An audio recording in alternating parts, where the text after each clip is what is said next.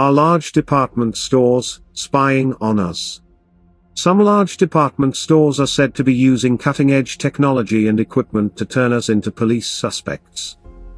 Some are even said to have set up a network of forensics labs that could enhance video evidence, repair damaged audio recordings, and process fingerprints. In other words, what they're doing essentially is the police work. Some have even acquired ever more sophisticated video surveillance systems.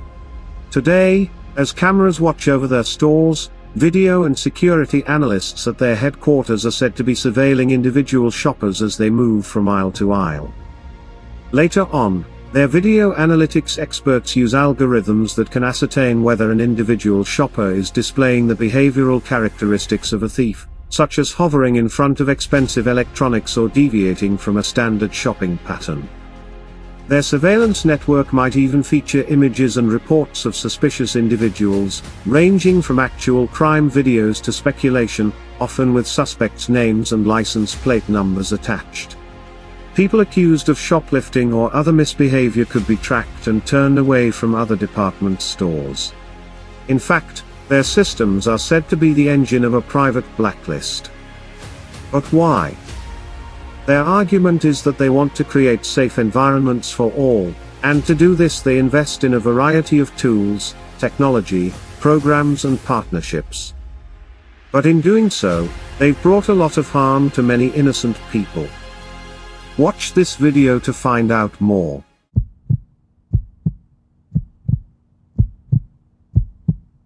Some large department stores are using their surveillance equipment to turn us into police suspects.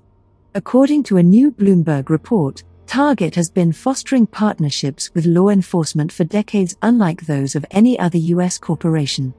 This made it one of the most influential corporate donors to police departments. According to the press agency, Target developed a program, called Safe City, that poured money into police departments to install neighborhood surveillance systems and fund equipment. In Minneapolis, for example, Target worked with the city attorney's office to have petty criminals banished from the downtown business district through what are called geographic restriction orders. 8 out of 10 people expelled were Black or American Indian, according to an analysis of city data. In an article last summer, Aaron Azura, a professor who teaches courses on race and gender at the University of Minnesota, wrote that Target's deep ties to the police made the company an appropriate outlet for rage. A prodigious user of technology and data, Target has one of the most sophisticated security departments among retailers anywhere. By the 1990s, it had become an early adopter of surveillance cameras in its stores to combat organized retail theft. This made it simple for cops and prosecutors to pursue defendants. Target collected video evidence of shoplifters in the act, interviewed them on tape, and delivered the evidence to law enforcement, said Bloomberg. Target wooed cops in the winter with food and drinks in warming huts in its parking lots. For several years, the company funded a Hennepin County prosecutor to pursue repeat property crime offenders. Nationally, it introduced Target and Blue, which provided police with grants to buy cameras and other equipment.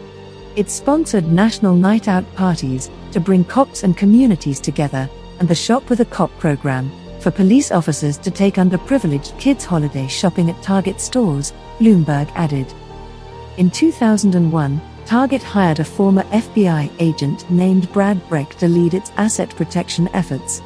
Breck oversaw the construction of a network of forensics labs that could enhance video evidence, repair damaged audio recordings, and process fingerprints. Police departments sometimes use them to help investigate violent felonies. Assistance Target provides pro bono, according to Bloomberg. Under Breck, Target stores acquired ever more sophisticated video surveillance systems. Today, as cameras watch over stores, video and security analysts at regional investigation centers can surveil individual shoppers as they move from aisle to aisle. In 2004, Target donated $300,000 to the Minneapolis police to install 30 cameras covering dozens of blocks and build a radio system to connect police directly with businesses, private security guards, and social service workers. This local program was later named the Minneapolis Safe Zone Collaborative. Inside the downtown police precinct, In a room called the Fusion Center, the cameras were monitored around the clock. In 2009, the Minneapolis Police Department made nearly 9,000 arrests in the safe zone, a 60% increase since the beginning of the program in 2004, according to the city's arrest data. More than 80% of the arrests were for misdemeanors, and 7 out of 10 offenders were black. Roughly 20% of Minneapolis is black.